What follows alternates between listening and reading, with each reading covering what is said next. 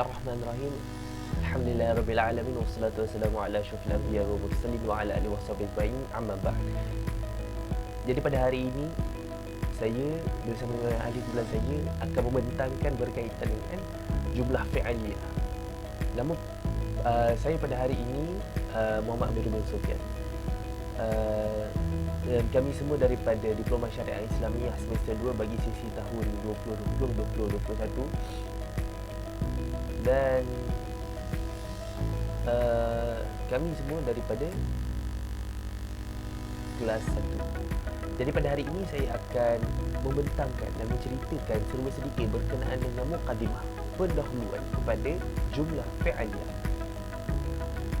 Apa itu jumlah fi'aliyah? Mari kita sama-sama lihat dan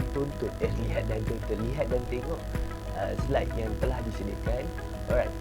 Takrif ataupun pengenalan kepada jumlah fi'aliyah ialah hiya jumlah allati tabda'u bil fi'li. Maksudnya satu ayat yang mana dimulakan dengan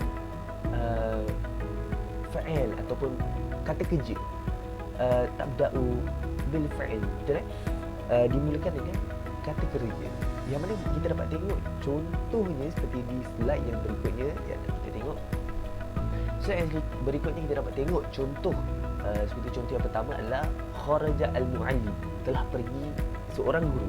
Jadi kita nampak perkataan ini bermula dengan kata kerja. Okay. Namun seperti anda lihat di dalam slide, jumlah fi'aliyah terbahagi kepada dua. Yang mana jumlah fi'aliyah yang pertama ialah jumlah fi'aliyah laziman. Yang kedua adalah jumlah fi'aliyah muta'addiyan. Apa perbezaan di antara laziman dan muta'addiyan?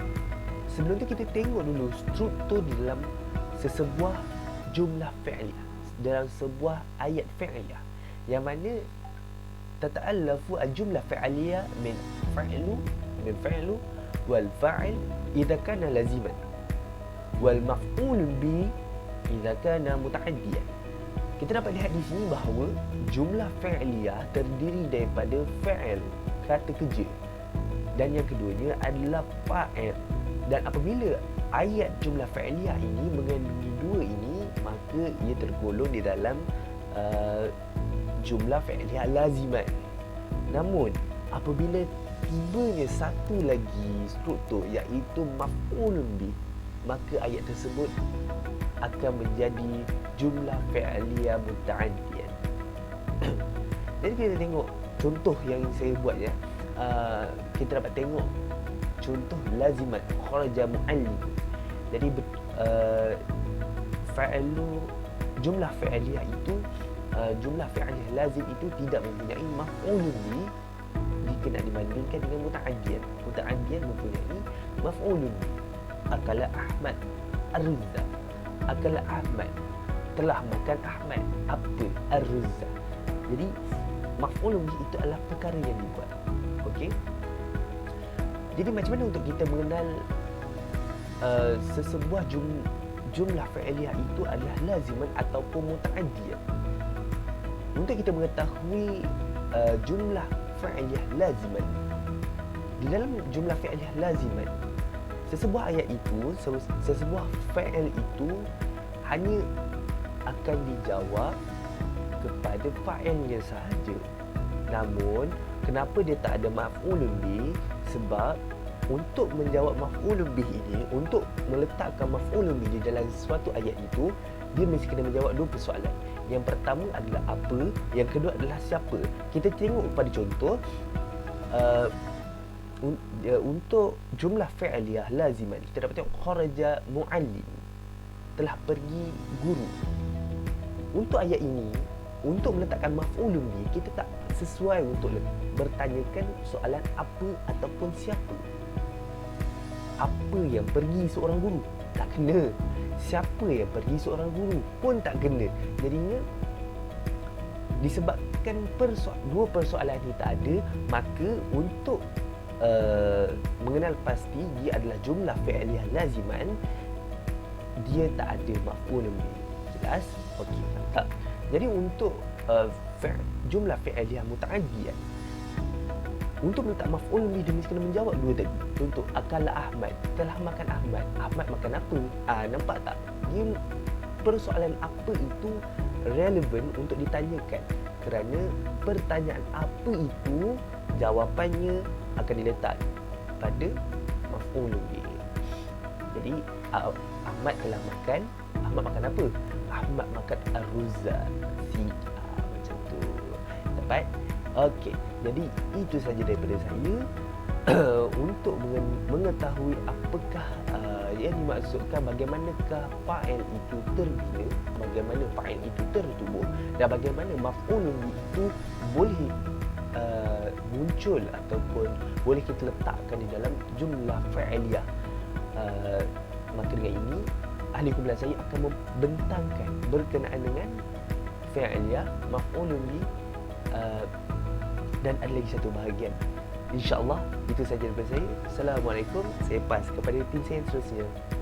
Ini anda bersama saya Mirza Izzuddin bin Mizlan akan menerangkan fa'il di bawah tajuk jumlah fi'liyah. Takrif fa'il dari segi bahasa Arab adalah huwa ismun waqa'a ba'da al-fi'l al-ma'lum wa dalla 'ala man fa'ala al-fi'la. Cara untuk kita mengenali fa'il adalah apabila kita nampak perbuatan, mesti kita akan tanya di manakah fa'il. Maksud takrif bahasa Arab tadi ialah syarat untuk kita mengenali di manakah fa'il. Yang pertama mestilah isim. Yang kedua, terletak selepas fa'il yang perlu diketahui akan pelakunya, atau lebih sinonim dipanggil ayat aktif. Dan yang ketiga, menunjukkan ke atas siapa yang melakukan perbuatan. Untuk mengenali fa'il dengan lebih dekat, kita mestilah mengetahui jenis-jenis fa'il terlebih dahulu, iaitu anwa'ul fa'il. Jenis yang pertama adalah isim zahir. Apa itu isim zahir? Isim zahir ialah fa'il yang datang dalam bentuk kata nama yang jelas. Selain itu, isim zahir ini adalah isim tetapi bukan dhamir. Seterusnya adalah isim yang boleh datang dalam bentuk isim yang ada alif lam, tanwin, isim alam atau ada sandaran. Ianya boleh diketahui dalam 3 bentuk, iaitu mufrad, musanna dan jamak. Dan ia datang dalam keadaan marfu', iaitu dhammah, waw nun dan alif nun. Jenis yang kedua adalah dhamir baris. Apa itu dhamir baris? Dhamir baris adalah kata ganti nama yang jelas, atau dhamir yang khusus kepada fa'il, yang lebih dikenali sebagai dhamir rafa' mu'tasilah.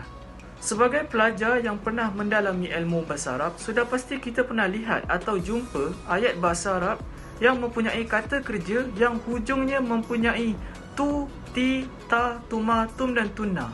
Sebagai contoh, zahab tu, zahab ti, zahab ta, zahab tuma dan zahab tum. Di hujung itu semuanya adalah simbol dan bukannya fa'il. Jadi, adakah tu, ti, ta, tuma, tum dan tunna itu adalah fa'il? Jawapannya adalah salah, kerana itu hanyalah simbol sahaja.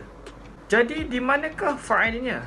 Fa'ilnya adalah ta'ul fa'il yang merangkumi tu, ti, ta, tuma, tum dan tuna sebagai simbolnya. Seterusnya, nun niswah. Nun niswah adalah nun yang menunjukkan kepada perempuan ramai. Sebagai contoh, yazhabna. Jadi, adakah nun di hujung na itu dipanggil sebagai fa'il? Jawapannya salah. Fa'il di dalam yazhabna, perkataan yazhabna ini adalah disebut sebagai nun niswah. Kita masuk kepada nun fa'ilin pula. Apa itu nun fa'ilin? Nun fa'ilin adalah nun yang menunjukkan kepada pelaku. Sebagai contoh, zahabna, yang hujungnya ada nun alif. Jadi adakah nun alif itu disebut sebagai fa'il? Jawapannya salah. Ianya hanyalah simbol. Jadi apa fa'ilnya? Fa'ilnya adalah nun fa'ilin. Selain itu, wawul jama'ah. Apa itu wawul jama'ah? Waw yang datang untuk menunjukkan kepada ramai. Contohnya zahabu, yang hujungnya ada waw alif. Jadi adakah waw alif itu adalah fa'il? Jawapannya salah, kerana ia hanyalah simbol untuk kita mengetahui fa'il. Jadi fa'il di sini adalah wawul jama'ah. Kita melebarkan skop penerangan kita kepada aliful isnain. Apa itu aliful isnain? Aliful isnain adalah alif yang menunjukkan kepada 2. Sebagai contoh, zahabata. Jadi fa'il di sini adalah disebut sebagai aliful isnain dan bukannya adalah ta dan alif yang berada di hujung. Dan yang terakhir dalam dhamir baris adalah ya'ul mukhatabah. Apa itu ya'ul mukhatabah?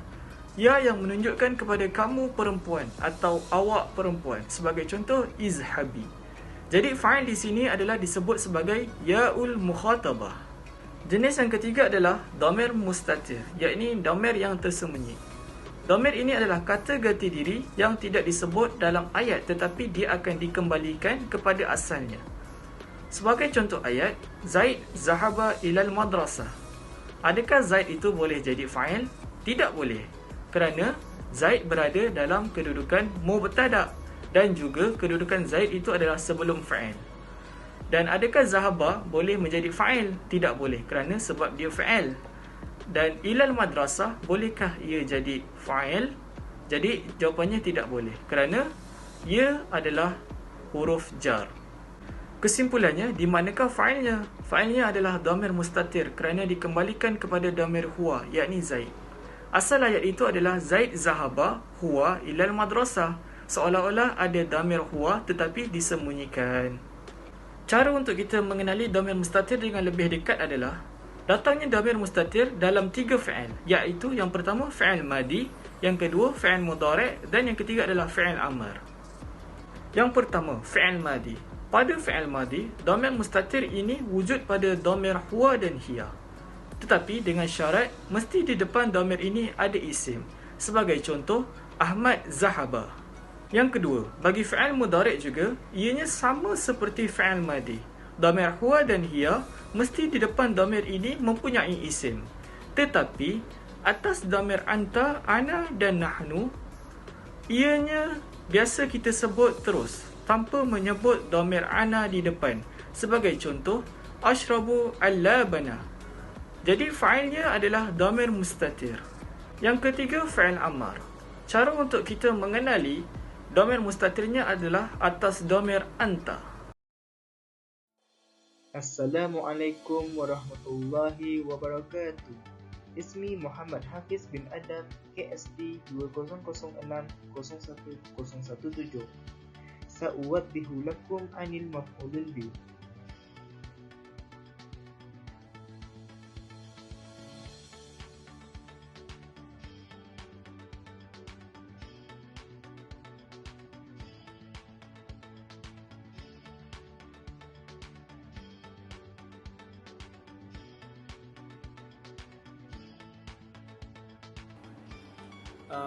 Ta'rif maf'ul bi ismun mansub yadullu ala ma waqa'a alaihi fi'lul fa'il.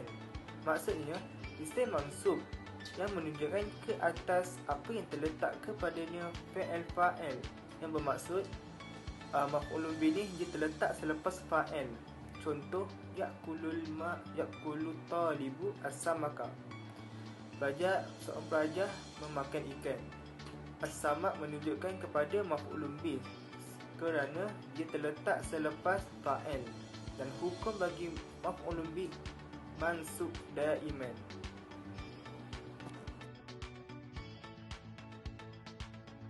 Maf'ulun bih mansubun daiman. Maf'ulun bih sentiasa mansub. Untuk berbaris fathah terdapat dua, iaitu al-mufrad dan juga jamak taksir. Contoh bagi mufrad ialah yaqra'ul at-talibu kitaba. Seorang pelajar membaca buku. Al-kitabah menunjukkan kepada maf'ulun bi yang berbaris fathah bagi mufrad. Dan untuk jamak taksir, untuk contoh bagi jamak taksir pula, ishtaraitu al-aqlama fid dukan. Al-aqlama ni menunjukkan kepada maf'ulun bi yang berbaris fathah bagi jamak taksir.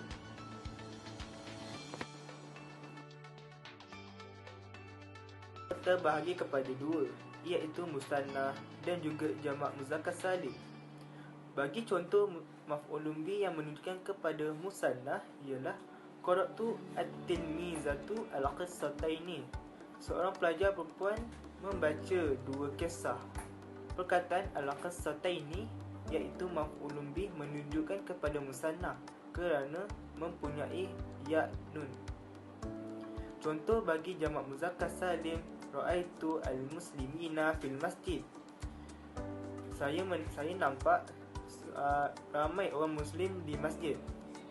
Perkataan al-muslimina menunjukkan kepada maf'ulun bih jamak muzakkar salim kerana mempunyai ya dan nun.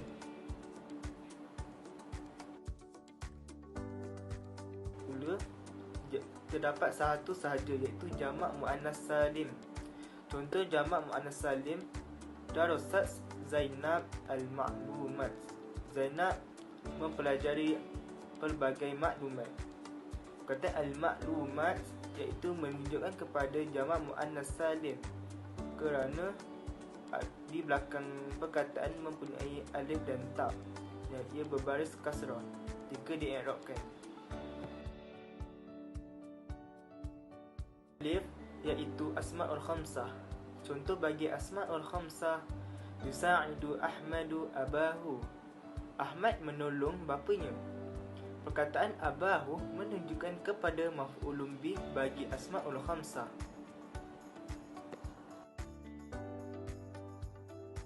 Al-maf'ulu bih yakunu imma isman zahiran wa imma dhamiran muttasilan.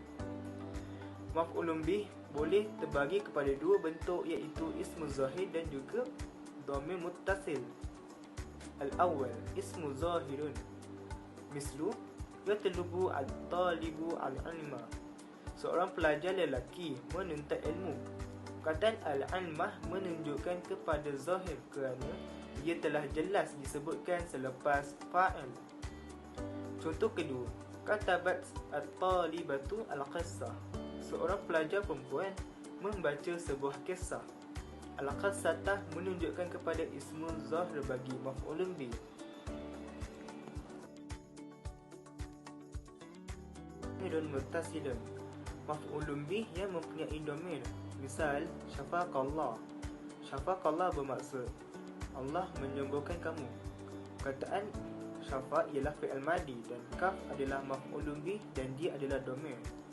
Sama juga seperti contoh a'taituhal hadiyah. A'taituhal hadiyah bermaksud saya memberikannya hadiah.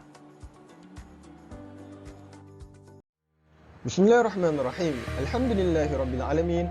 Wassalatu wassalamu ala asyrafil anbiya'i wal mursalin wa ala alihi wa sahbihi ajma'in. Rabbi syrah li sadri wa yassir li amri wahlul 'uqdatam min lisani yafqahu qawli. Nama saya Ahmad Syamil bin Samsudin, bernombor metrik KSD 20600101. Apa khabar semua? Adakah anda semua dalam keadaan sihat?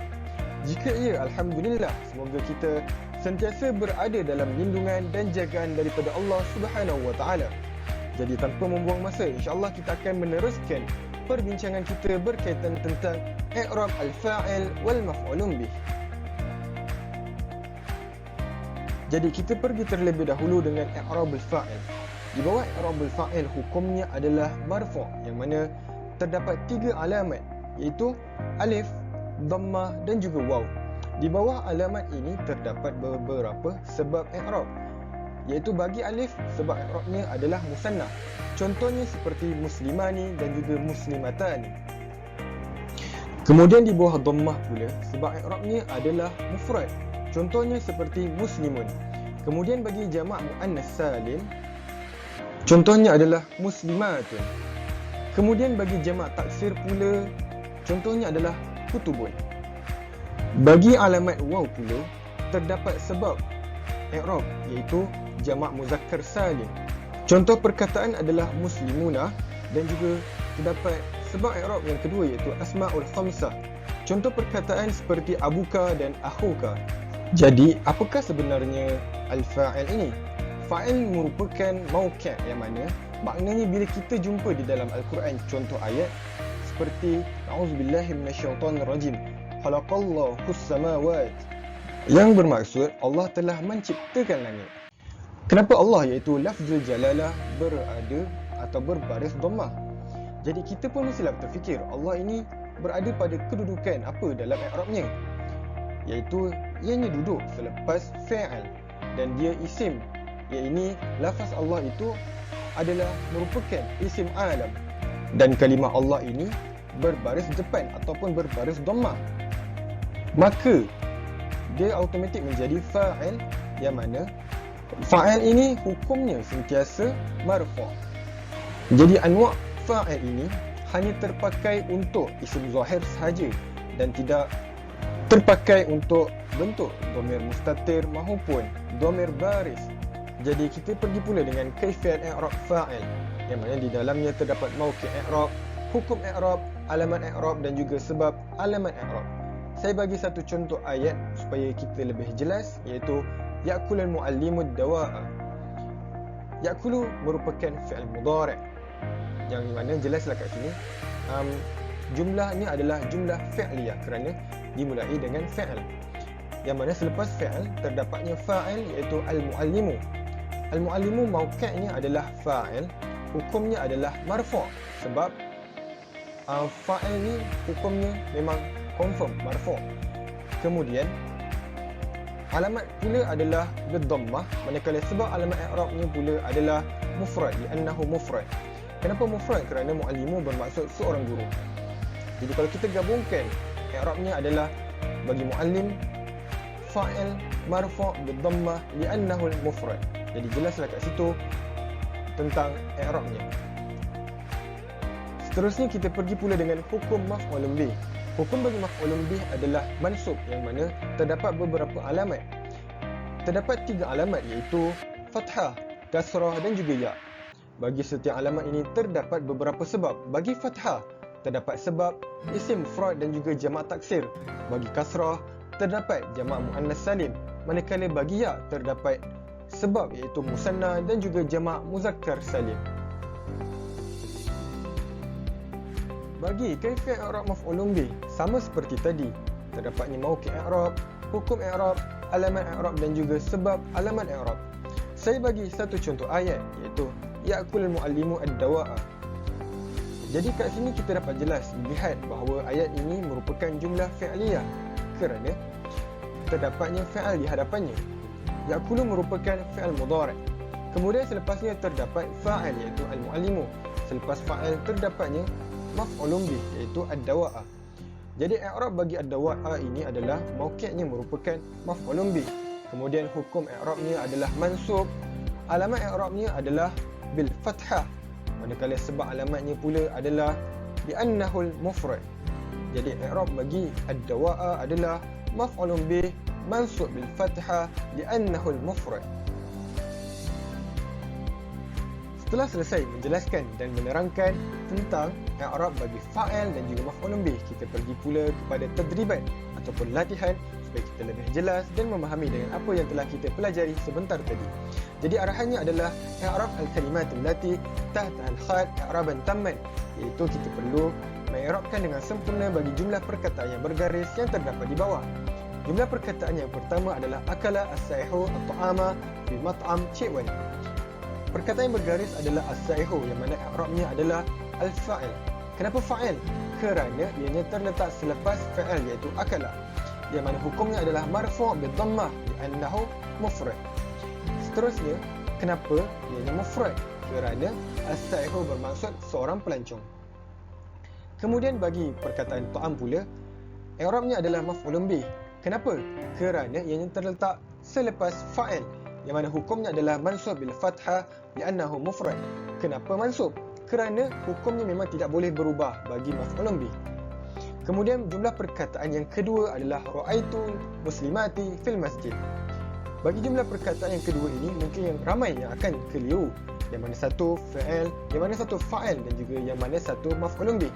Jadi bagi perkataan ini ra'aitu merupakan fa'il dan juga fa'il, yang mana tu itu merupakan tak fa'il. Bagi perkataan muslimati, i'rabnya adalah maf'ulun bih mansub bil kasrah li'annahu jama' muannas salim. Kenapa maf'ulun bih? Kerana ianya terletak selepas fa'il. Dan kenapa jama' muannas salim? Kerana muslimati merupakan jama' muannas salim. Kemudian al-masjid, i'rabnya adalah isim majrur bil kasrah li'annahu mufrad. Kenapa isim majrur? Kerana ianya terletak selepas huruf jar iaitu fi, yang mana hukumnya adalah kasrah. Jadi wallahu alam, itu sahaja daripada saya. Syukran ala kulli hal. Maaf jika terdapat sebarang kelemahan ataupun kekurangan di dalam pembentangan ini. Sekian itu sahaja daripada saya. Wabillahi taufiq wal hidayah. Wassalamualaikum warahmatullahi wabarakatuh.